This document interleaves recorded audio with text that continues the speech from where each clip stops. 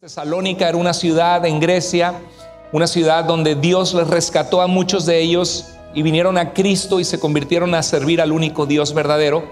Y Dios empezó a hacer una obra muy bonita en ellos. Dios quiere que estés preparado para hacer tesoros en la eternidad y para el día que Cristo vuelva. Y quiero decirte que Dios desea perfeccionarte.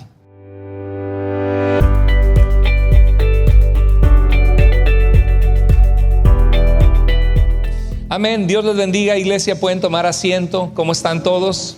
Espero que cada uno de ustedes se encuentre muy bien. Que el Señor les bendiga a cada uno de ustedes. Una alegría estar juntos adorando a nuestro Dios. Vamos ahora a preparar nuestro corazón para continuar con el mensaje de hoy. En Primera de Tesalonicenses hemos estado avanzando. Y en el capítulo 4 el apóstol Pablo respondió preguntas de una iglesia que estaba preocupada por aquellos que han muerto y se preguntaban qué pasó con aquellos que han muerto antes de que Cristo regrese. La Biblia consistentemente en el Nuevo Testamento nos muestra que Jesucristo, que es el Salvador de todos los hombres, de todos aquellos que vienen a sus pies a confesarle como Señor de sus vidas y Salvador, que Él va a regresar algún día. Jesús fue crucificado, es un hecho histórico innegable bajo Poncio Pilato, y el cristianismo surgió en el primer siglo por el testimonio de los primeros cristianos que dijeron que habían visto a Jesús resucitado. Y ahí yace nuestra esperanza como hijos de Dios de saber que hemos creído en aquel que dijo: yo soy la resurrección y la vida, y el que cree en mí, aunque esté muerto, vivirá. Jesús dijo que Él va a regresar un día. Y Pablo, escribiendo, el apóstol Pablo a una iglesia de tesalonicenses, Tesalónica era una ciudad en Grecia, una ciudad donde Dios les rescató a muchos de ellos de adorar a ídolos, de dioses de la fertilidad y del paganismo grecorromano, y vinieron a Cristo y se convirtieron a servir al único Dios verdadero. Y Dios empezó a hacer una obra muy bonita en ellos. Y ellos se preguntaron qué pasa con aquellos que murieron. Y Pablo les dice que aquellos que murieron van a ser los primeros en tener un cuerpo resucitado y regresar con el Señor cuando Él venga. Y continúa en el capítulo 5 y dice que estas palabras nos deben servir, que el Señor Jesús vendrá del cielo, descenderá del cielo con voz de mando, con trompeta de Dios, como jefe de los ángeles. Dice que los muertos que han muerto en Jesucristo serán los primeros en resucitar. Ya aclaramos que eso se refiere a una resurrección del cuerpo físico, porque el que muere en Jesucristo está presente con el Señor. Y dice que nosotros seremos arrebatados con ellos. Es algo sobrenatural. Por supuesto que aquellos que no creen en un Dios que existe, que creó los cielos y la tierra, y en un Dios que es poderoso para romper las leyes que Él mismo estableció en la naturaleza, dudan de esto. Y el apóstol Pedro en 2 de Pedro dice que algunos se burlan y dice: bueno, ¿cuándo va a venir Cristo? Porque desde antes se ha dicho que va a venir. Y el apóstol Pedro nos dice que para el Señor 1000 años es como el día de ayer que pasó, y que Dios sabe cuándo va a ser el tiempo donde Él diga hasta aquí y Él regrese por nosotros. Lo que es cierto es que la iglesia, si tú has dado tu vida a Jesucristo y eres un cristiano, tú eres la iglesia.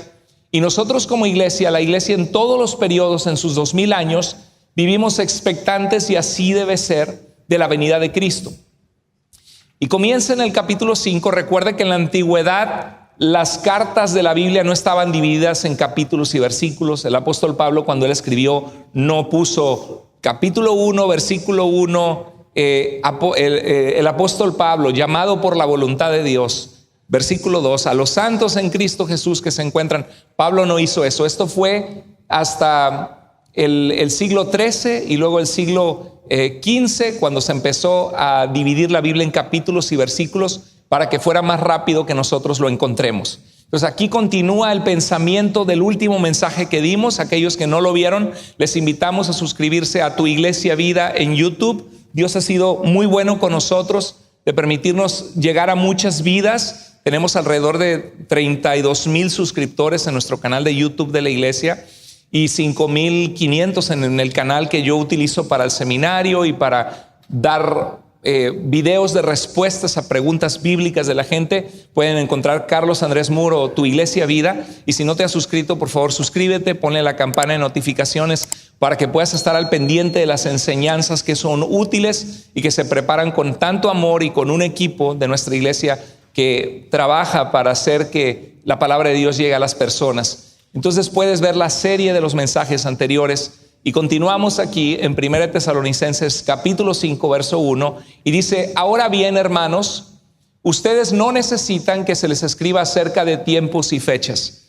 El apóstol Pablo estaba consciente de que algunos de ellos querían saber, bueno, Cristo va a regresar y yo perdí a mi hermano, yo perdí a mi abuelita, yo perdí a mi papá, yo perdí a mi hijo, yo perdí a mi prima, a mi tío, que murieron habiendo conocido a Cristo. La pregunta es: ¿cuándo los voy a volver a ver? ¿Y cuándo Cristo va a regresar para estar preparados? Y le mandan a preguntar al apóstol Pablo. En la segunda carta va a completar más acerca de que el Señor vendrá con sus millares de ángeles a recoger al pueblo de Dios y a traer juicios sobre los que han rechazado al Señor. Y en el capítulo 2 de 2 de Tesalonicenses va a hablar de una figura que popularmente hemos conocido en nuestros tiempos como el anticristo, como un hombre de poder que se opone a la verdad de Cristo. Vamos a hablar de eso en otro mensaje pronto, que es importante saber qué esperar en cuanto a los últimos tiempos. Pero aquí probablemente le habían dicho, bueno, ¿cuándo va a regresar Cristo? ¿Alguna vez te has preguntado cuándo va a regresar el Señor? Porque a través de la historia hemos visto personas que ponen falsas fechas. Por ejemplo, los adventistas del séptimo día surgieron con una profecía falsa, sin querer, bien intencionada, por un pastor bautista llamado William Miller, que era un granjero y calculó las semanas del libro de Daniel y calculó la venida de Cristo en 1843 en octubre. Se equivocó por un año supuestamente porque lo calculó mal y dijo no va a venir en 1844. Se conoce como la gran decepción porque puso fechas para la venida de Cristo, precisamente lo que la Biblia nos dice que no hagamos. Y surgió la denominación de los adventistas del séptimo día, que después empezaron a enfatizar el guardar el sábado y las leyes alimenticias del pueblo de Israel. Y bueno, después también surgió los testigos de Jehová. Charles Russell era un joven de 24 años de edad que fue expuesto a los adventistas y comenzó proclamando que venía el Armagedón, la batalla final de Dios contra sus enemigos, que se menciona en Apocalipsis, y en el valle de Megiddo, un valle donde se utilizaban batallas comunes que había habido históricamente en el pueblo de Israel, donde se habían peleado muchas batallas, y decían que iba a venir el Armagedón, iba a venir el fin, y así comenzaron los falsos testigos de Jehová, que es una secta muy nociva, muy destructiva, que separa familias, divide familias y es responsable de la muerte de miles de personas por no dar transfusiones de sangre. Niegan la divinidad de Jesucristo y otras doctrinas heréticas o herejes. La herejía significa escoger un camino distinto a lo que la Biblia enseña y a lo que ha sido revelado. Y así ha habido, recuerdo en 1988, Harold Camping, otro hombre dijo ya viene el fin, y me acuerdo inclusive que estaba escuchando la radio cristiana en esa época, en el 88, y hasta habían puesto una fecha que quizá ya venía el fin, porque en 1948 Israel fue hecha una nación. Y Jesús habla de que cuando la higuera florece podemos saber que el tiempo está cerca, y algunos identificaron un milagro de Dios verdaderamente, que Israel desde el año 70 fueron expulsados de Jerusalén y en 1948 fueron declarados una nación. O sea, ¿qué pueblo en la historia de la humanidad hay que después de 19 siglos, 1900 casi años, vuelvan a surgir como nación? No existe eso más que en el pueblo de Israel. Entonces muchos calcularon y muchos se prepararon anticipadamente. Recuerdo el año 2000, cuando el año 2000 iba a venir el Y2K. ¿Recuerdan algunos de ustedes viejitos como yo? Y2K, que iba a decir que iban a haber un crash o un choque en los sistemas computacionales y que iba a haber un gran problema en el mundo, y muchos se prepararon almacenando comida, latas, arroz, frijoles. Y muchos esperaban que el año 2000 quizás la venida de Cristo.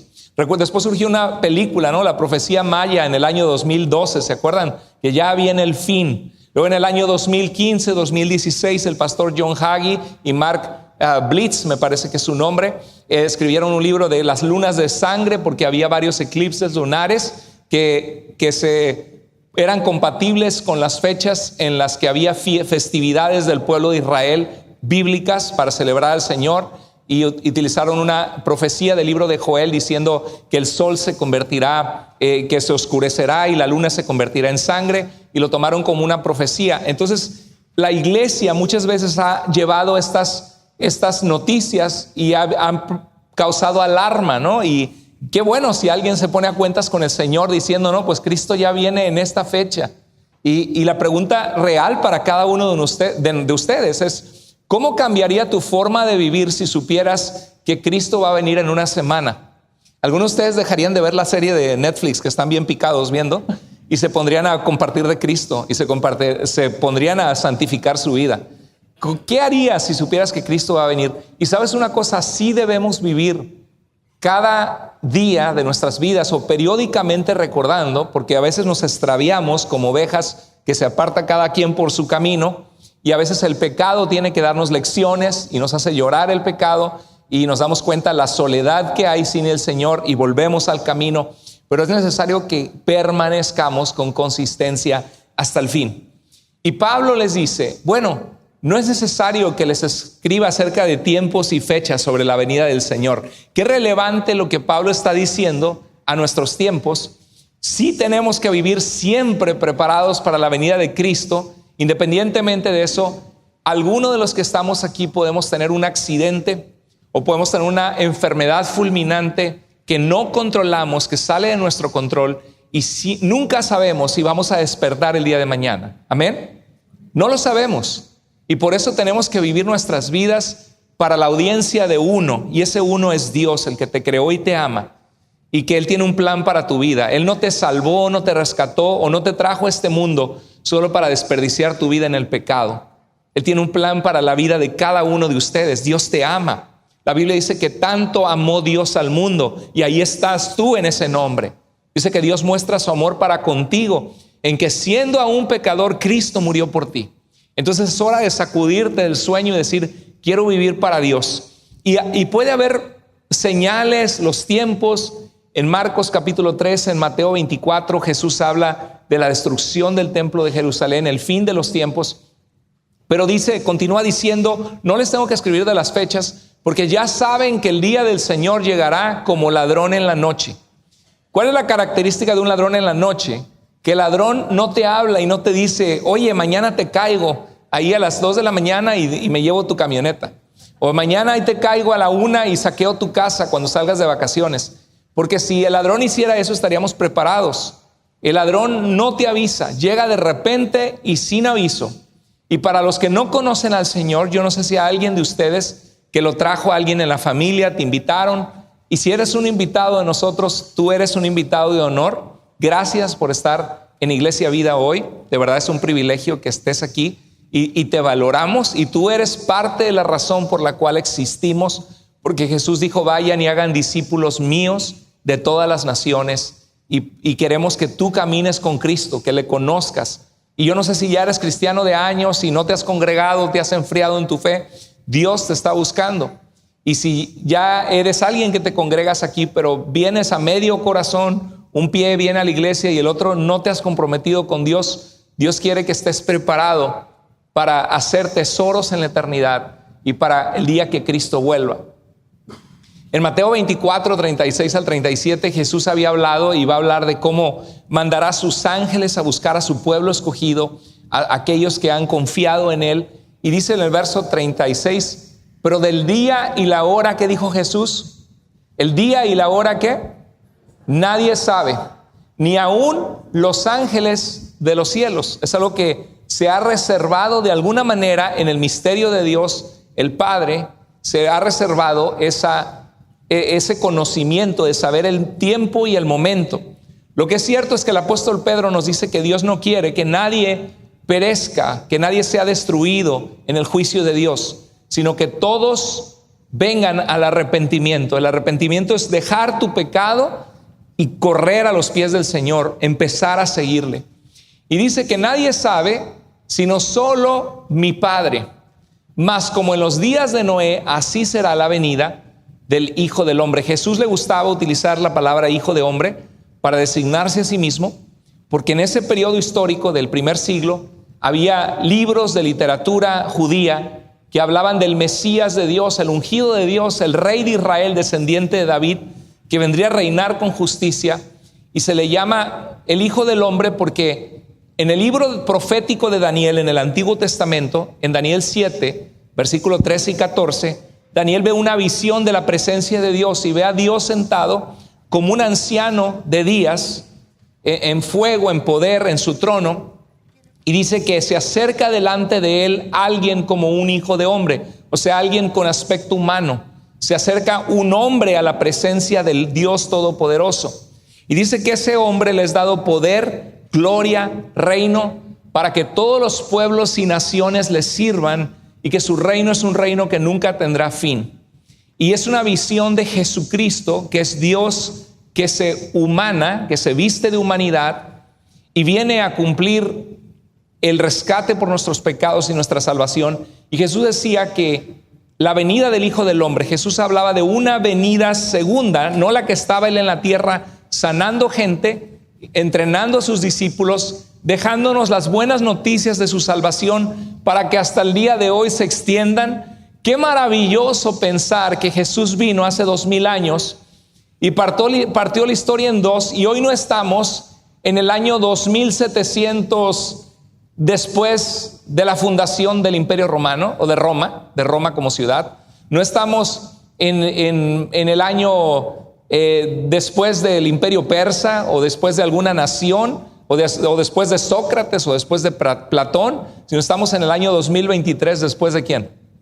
De Jesucristo. Partió la historia en dos y empezó con un grupo de pescadores humildes, no hombres de letras, hombres con hambre de Dios.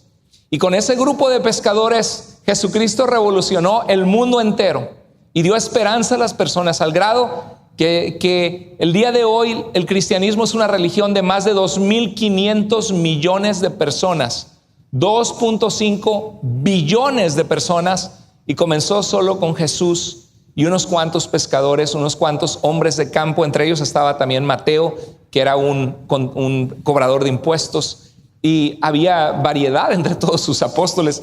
Pero esa misma misión Jesús la quiere continuar.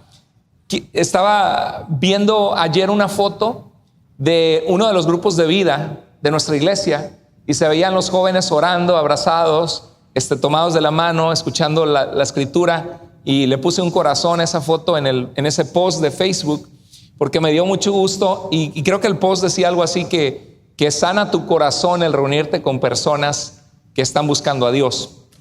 Y le decía a mi esposa, qué bonito, qué diferencia hace. Y veía por Facebook que veía otros grupos de cristianos y amigos que tengo de otras iglesias y varios hermanos unidos en una casa grande estudiando la palabra. Le dije a mi esposa, ¿qué institución, organización o idea en el mundo une a las personas como Jesucristo y como la iglesia de Cristo? Nadie. ¿Quién llena la soledad de las personas? Hay una gran soledad, ¿sí sabías? En mucha gente que llegan a su casa del trabajo y se sienten vacíos, se sienten solos, porque Dios nos creó para relacionarnos, para tener comunidad.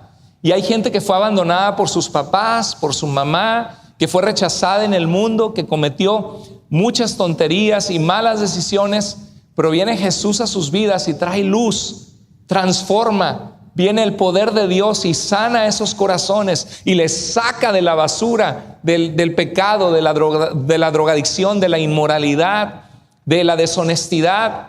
Y Dios les hace una nueva persona, totalmente transformada, reformada, que ningún psicólogo de la psicología del mundo no hace lo que Dios hace. Esa es la iglesia de Cristo. Ese es el lugar donde estás aquí tú hoy, donde Dios quiere sanar vidas a través de ti. Y si tú vienes así roto, Dios tiene el poder de sanar tu vida, como tú vengas hoy. No hay institución en el mundo que haga eso. Y Jesús vino a eso, a darnos vida, y darnos vida en abundancia. Lo que pasa es que a veces nosotros hacemos rituales y se vuelve rutina la religión. Pero Dios no es una religión en el sentido de cumplir normas vacías, sino a Dios se le ama con todo la mente, las fuerzas y el corazón. Él busca adoradores que le adoran en espíritu y en verdad, que sinceramente lo aman y se apasionan por Él y conocen su palabra, porque es una balanza entre conocer la verdad y amar apasionadamente a Dios. Y dice que como en los días de Noé, así será la venida del Hijo del Hombre. Noé vino y dice el libro de Pedro que fue pregonero de justicia, predicó, proclamó. La gente no quiso escuchar, pero llegó un punto de que él se metió al arca, se cerraron las puertas, se cerró la oportunidad y la gente, aunque quería entrar, ya no podía. Y así pasa, la gente estaba, no, pues un día más no va a pasar nada. Nadie se imaginó que iba a haber un diluvio cataclísmico que iba a acabar con miles y miles de personas. Y así será la venida de Cristo. La gente está muy preocupada por sus asuntos, por su vida. No digo que no te preocupes, debemos preocuparnos, debemos ocuparnos por el futuro, confiando en Dios. Pero la gente a veces deja a Dios en lo último de sus prioridades, cuando Dios debería ser la primera cosa en la cual deben pensar sus corazones. ¿No dijo Jesús, busca primero el reino de Dios y su vida justa, y todo lo demás vendrá por añadidura? ¿No dice el Salmo 37:4, deleítate en el Señor y Él te contestará las peticiones de tu corazón? Hay que poner a Dios en primer lugar, porque eso es el principio del fundamento de una vida buena, de una vida abundante. ¿Cuántos queremos tener una vida abundante? Amén, todos. Y esa vida abundante se encuentra en Jesucristo. Por eso es que no estás perdiendo tu tiempo al estar aquí hoy. La fe viene por el oír y el oír por la palabra de Dios. Y la palabra de Dios es proclamada domingo a domingo. Y necesitamos ese impulso en nuestras vidas, ese recordatorio de tener comunión con el Señor, de vivir para el Señor. Así será como en los días de Noé. Y continúa diciendo 1 Tesalonicenses 5:3. Cuando la gente esté diciendo paz y seguridad, que es lo que el Imperio Romano trataba de dar, la Pax Romana, que buscaban en encontrar esa paz en el gobierno, sobre todo de pueblos que invadían a Roma. Cuando digan paz y seguridad, vendrá de improviso sobre ellos la destrucción. Va a haber una destrucción, va a haber un día de juicio.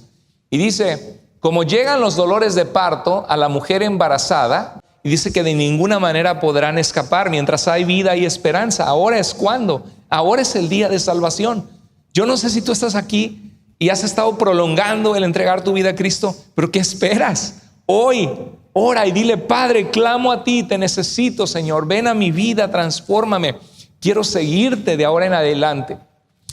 Continúa diciendo en Tesalonicenses, ustedes en cambio, hermanos, no están ¿en qué? En la oscuridad, para que ese día los sorprenda como un ladrón. O sea, no están como, ay, pues quién sabe qué va a pasar y yo me entrego al pecado porque pues total, no sé cuándo viene Cristo. No, dicen, ustedes no están en la oscuridad, para que ese día, ¿cuál día? El día que Cristo vuelva, los sorprenda. No dejes que te sorprenda eso. Hay que estar preparado, Señor, y si tú vienes, llévame contigo, Señor, y yo quiero amarte y vivir para ti. Los sorprenda como un ladrón que no te avisa. Y dice el verso 5, todos ustedes, los que han creído en Jesús, no todo el mundo allá afuera, porque Pablo claramente en el capítulo 3, verso 2, dice, no es de todos la fe. Dice, oren para que seamos librados de hombres malos, porque no es de todos la fe. No toda la gente va a venir a Cristo. Pero Pablo está hablando a la iglesia, los que han dejado a los ídolos falsos y se han vuelto a Dios. Te está hablando a ti, te está hablando a mí. Si hubo un día que tú entregaste tu vida a Cristo, está hablando a los que son seguidores de Jesús. Y les dice, todos ustedes que han seguido a Cristo, que están en su salvación, son hijos de la luz. Esa palabra es un hebraísmo que se refiere que reflejamos la luz de Dios en nuestras vidas. Son hijos de la luz y del día. Por si te queda alguna duda, de la luz y del día. Y lo contrasta con los dos opuestos. No somos ¿de qué? De la noche ni de la oscuridad. La oscuridad total es fea. Cuando tú te quedas en oscuridad total, hay confusión, porque no sabes dónde estás parado. No sabes si caminas y te vas a tropezar. No sabes si hay un hoyo y te vas al hoyo. No sabes si hay algo que va a lastimar tu pie. O si sales afuera de tu casa en plena oscuridad, no sabes si te van a asaltar, si hay alguien esperando para lastimarte. No sabes si hay un animal salvaje, una serpiente que vas a pisar, un escorpión, un alacrán, no sabes. La oscuridad da miedo. No sé si a alguno de ustedes todavía le da miedo la oscuridad. Algunos hasta de adultos dejan una lucecita prendida por ahí. No han superado el trauma de la niñez.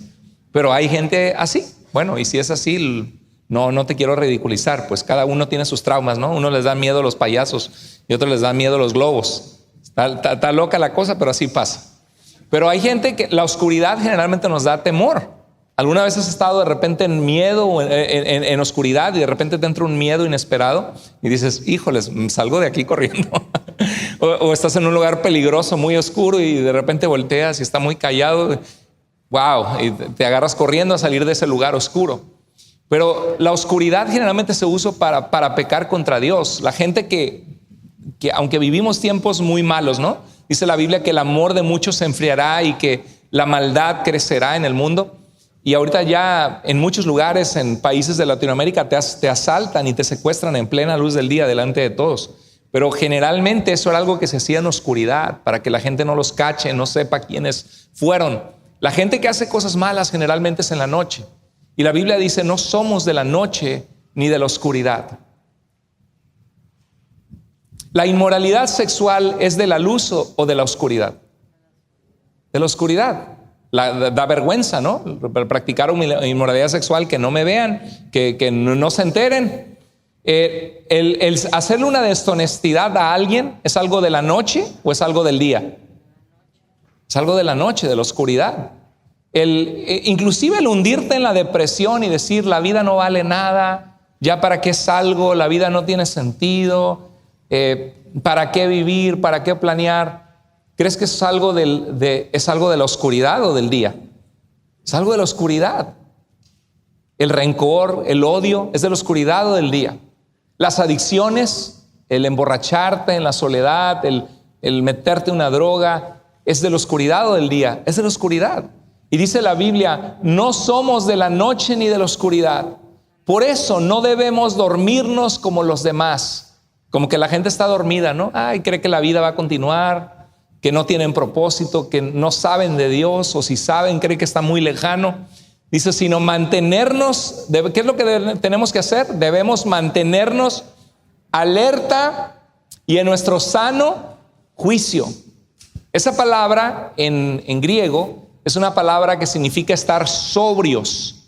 Cuando estás sobrio, cuando no estás alcoholizado, cuando no estás borracho. Es triste ver una persona alcoholizada. ¿Ha visto algunos videos de YouTube donde le ponen a la gente, el policía, a caminar? Dicen, camina en una línea recta. Y lo ves así, que se le va el pie y el otro. Y hasta risa da, no puede ni siquiera hacer un camino derecho de sus pies.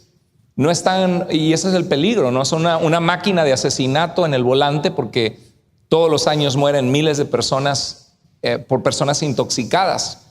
Y la Biblia dice que no tenemos que estar nosotros embriagados, sino sobrios, no borrachos ni intoxicados. Tenemos que estar cuerdos, con dominio propio, pensando con claridad racionalmente, libres de la falsa ilusión, de las influencias, de la borrachera del pecado, de las pasiones, de la codicia, de la envidia, de la ira, de las pasiones desordenadas. Tienes que estar cuerdo. Y dice la Biblia, tenemos que estar alertas. ¿Y cómo? En nuestro sano juicio. Y si vienes así hoy, con algún problema en tu vida, hay esperanza en Jesús. Dios te ama.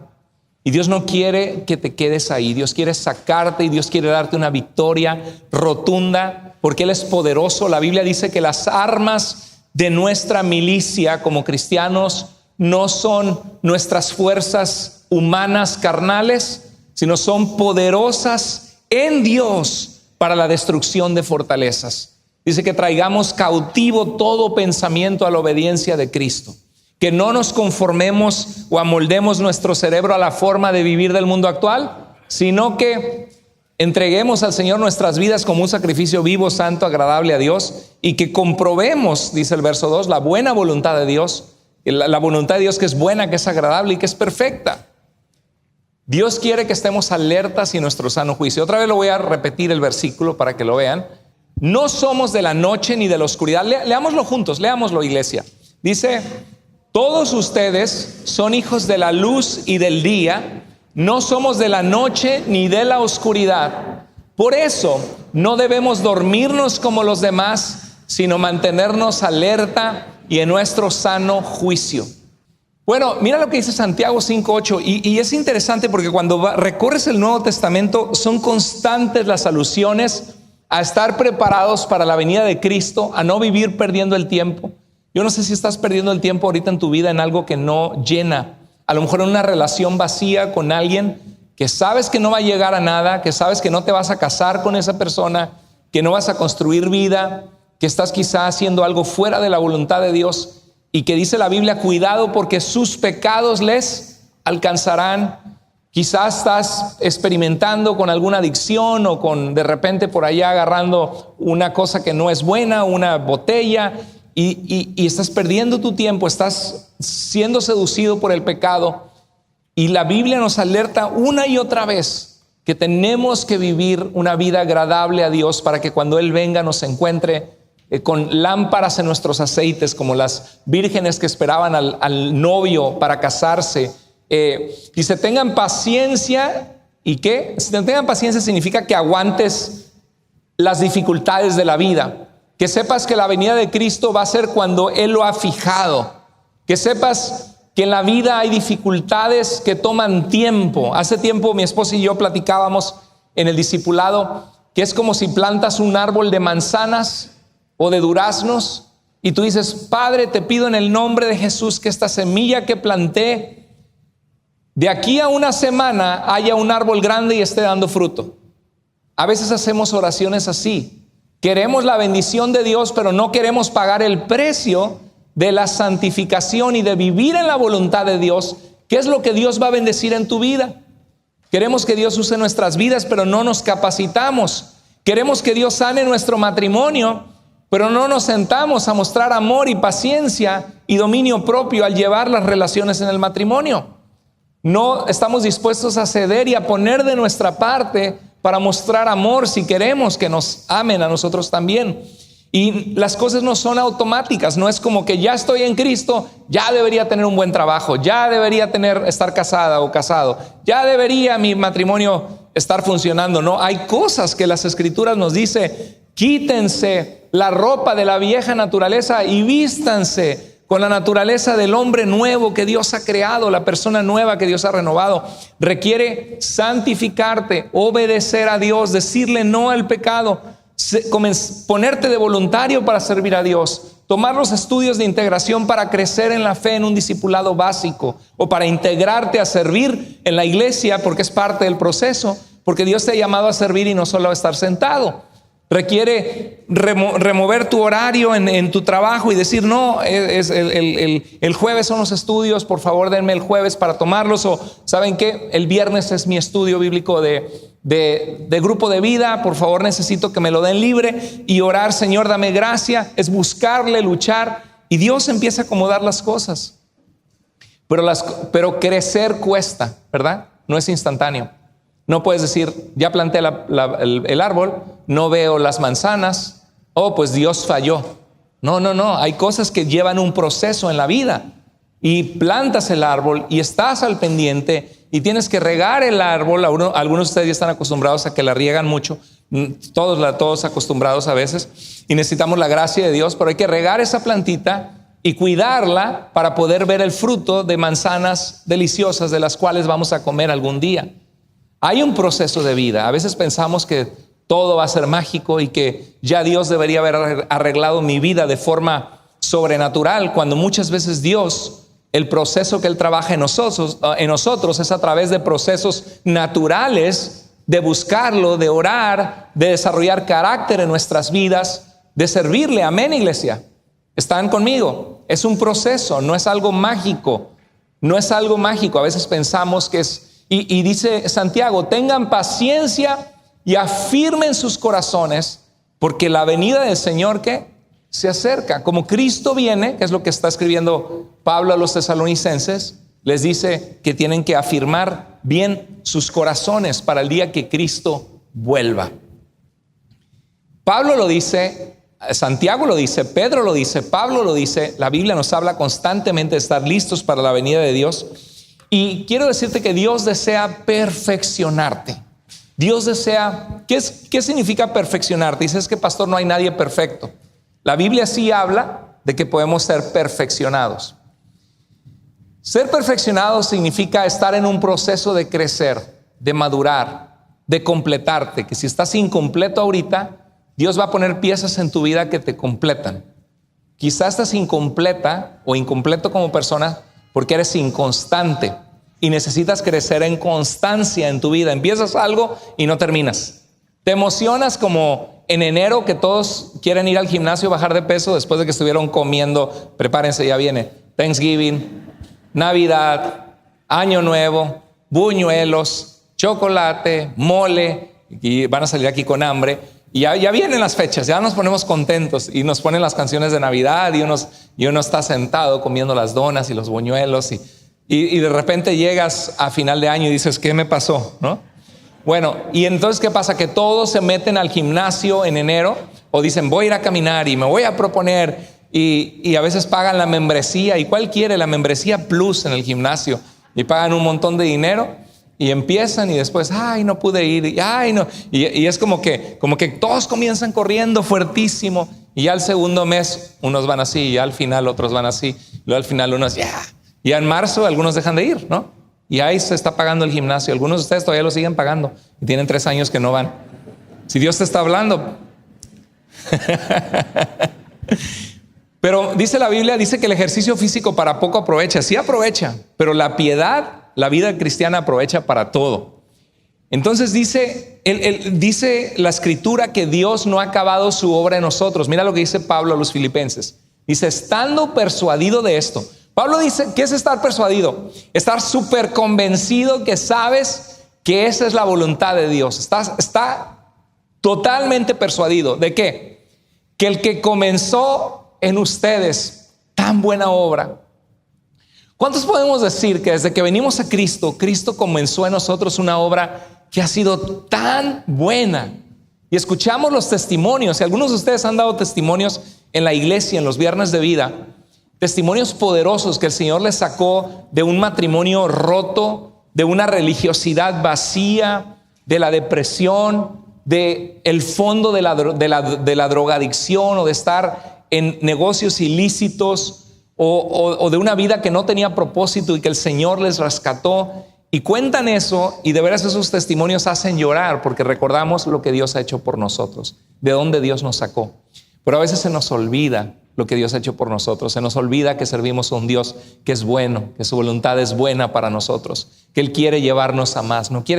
Dios nos dice, pues yo estoy satisfecho contigo. No, Dios quiere llevarte a más. Dios quiere que te sigas capacitando para usar tu vida. Dice, estando persuadido de esto, que el que comenzó en ustedes tan buena obra, ¿qué promete Dios que Él hará o que quiere hacer en nosotros?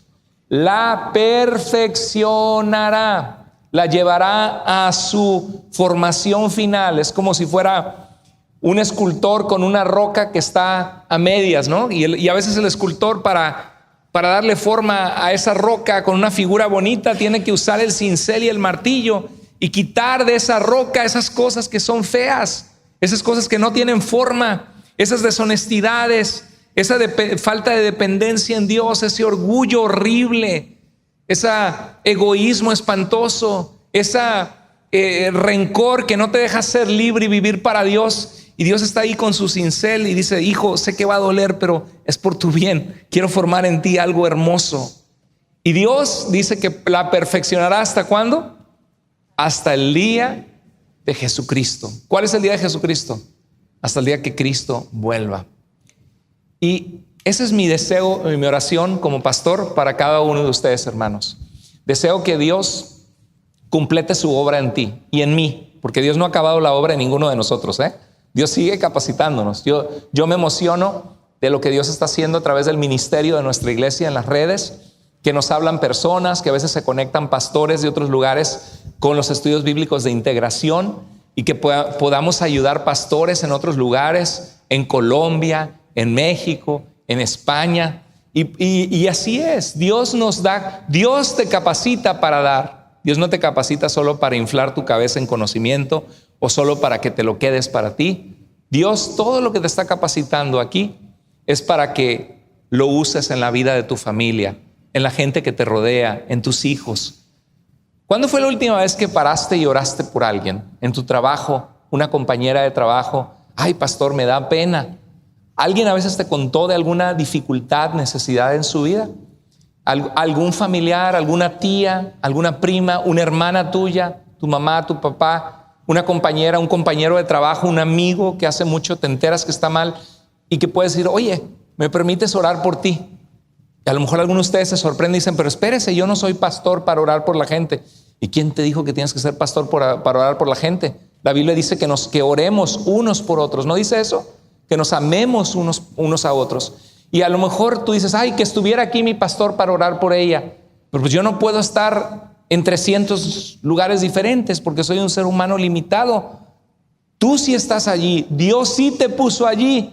Y lo que puedes hacer es, oye, voy a orar por ti. ¿Me permites orar por ti ahorita mismo? La mayoría de la gente diría, claro que sí. Claro, o sea, si el momento te lleva, si ves que es la situación, ¿me permites orar por ti? Y muchas veces decir, Señor, tú conoces a Sandra, tú conoces por lo que está pasando, Señor, consuélale con tu amor, muéstrale que tú le amas, Señor. Pon en el corazón de ella el buscarte y el saber que tú eres nuestro sanador, que tú eres nuestro restaurador. Tú te lo pido que la bendigas y la guardes en el nombre de Jesús, amén. ¿Tú qué crees que va a hacer Sandra cuando termines de orar por ella? ¿Por qué oraste por mí así? ¿Cómo se te ocurre? Y no me respetaste. No, la mayoría de las veces la gente ¿qué te va a decir la gente? Gracias. Y muchas veces se quita una carga del corazón. Y Dios quizá está poniendo este mensaje ahorita. Estamos pronto concluyendo. Este mensaje ahorita en tu corazón para ponerte a reflexionar que la obra de servir a Dios no es solo del pastor, ni de los músicos, ni de los que dan clases. La obra de servir a Dios, la vida cristiana así es. Dice que el Señor nos llamó de las tinieblas a su luz admirable para anunciar a otros las virtudes de ese Dios que nos llamó de las tinieblas a su luz admirable. Y la Biblia nos dice que hagamos oraciones por todos los hombres. Nos dice que amemos a nuestro prójimo como nos amamos a nosotros mismos. Sino, ¿quién de ustedes se quiere ir al infierno? ¿Quién de ustedes quiere pasar la eternidad alejado de Dios? Entonces, si tienes un mensaje que salva, que transforma, que da esperanza, la gente no te va a reclamar. Algunos se burlarán y rechazarán, pero en su gran mayoría, si tú eres una persona que muestras amor y respeto a los demás y eres buena onda en tu trabajo, eres considerado, considerada, tienes una sonrisa, hola, ¿cómo estás? Difícil, muchas veces nos imaginamos, ay, me da miedo hablar de Cristo, no sé qué voy a decir. Y a veces todo lo que tienes que decir es, Dios te ama, adelante, estás pasando un momento difícil, pero la respuesta de lo que estás pasando, la solución se encuentra en Dios. Voy a orar por ti, puedo orar por ti. Te invito a la iglesia el domingo. No tienes que saberlo todo lo que tienes que hacer es platicar lo que Dios ya ha hecho en ti, amén. Iglesia, necesitamos soldados de la fe que compartan el evangelio con otras personas, que seamos una iglesia que sirve al Señor con integridad, con un corazón firme, que vayamos a más. Que la venida del Señor es certera. Cristo resucitó, Cristo vive y Él va a volver un día. Nadie transforma vidas como lo hace Jesucristo, amén. Y Dios ha bendecido nuestras vidas en ser parte de su pueblo al estar aquí y al ser parte de una iglesia sana. Hay sueños, hay visión, hay meta de dónde queremos ir. Queremos abrir un campus en el sur en el tiempo de Dios. Pero ¿sabe qué? Todo comienza en el orden correcto. Las cosas comienzan dándole nuestro corazón ¿a quién? Al Señor, amándole con todo el corazón, siendo sus hijos que proclamamos las maravillas de aquel que nos llamó de las tinieblas a su luz admirable. Y si Dios bendice tu vida y tu negocio, sé dadivoso con la obra de Dios. Que Dios levante empresarios en medio de nosotros para que podamos, y entre todos, yo creo que a veces el pobre es el que, como la viuda, ¿no? Que decía Jesús, pero el Señor lo que ve es que demos de corazón y que demos lo que nos cuesta por amor. Pero estemos preparados para la venida de Cristo. No estemos dormidos, somos de la noche o del día y de la luz, no de las tinieblas. Vivamos preparados para el Señor. Vamos a orar. Bendito Dios y Padre, gracias Señor te damos por tu palabra. Dios, si hay alguien entre nosotros que se siente desanimado, desanimada, Padre, que no hay esperanza, que podamos cobrar en ti la fortaleza de saber que tú nos llamas a ser perfeccionados en ti, Señor, a no quedarnos como cristianos que vivimos vidas mediocres, sino como cristianos que avanzamos. Padre, tú conoces los sueños que tenemos como iglesia de servirte, de proclamar tu palabra, de algún día abrir un punto donde se predica tu palabra en el sur de la ciudad. Señor, de algún día tener grupos de vida en inglés para alcanzar a familiares, a nuestros hijos. Padre, te rogamos en el nombre de Jesús que nos guíes y que levantes entre nosotros personas que tú has preparado para hacer tu labor misionera de ministerio, de alcanzar esas metas. Señor, ayúdanos a avanzar. Y Dios, si algún día te place que tengamos un edificio propio, Señor, te rogamos que tú suplas en tu perfecta voluntad y tu perfecto tiempo. Y mientras tanto, Señor, ayúdanos a enfocarnos en lo más importante, que es tu reino, Señor, el compartir a Jesús con aquellos que no te conocen. Te amamos, Señor. Gracias por tu amor, tu fidelidad, tu misericordia. Anhelamos el día que tú vengas por nosotros y ayúdanos a estar preparados, Señor, para ese día glorioso. Te amamos, en el nombre precioso de Jesús oramos, Señor. Amén. Amén.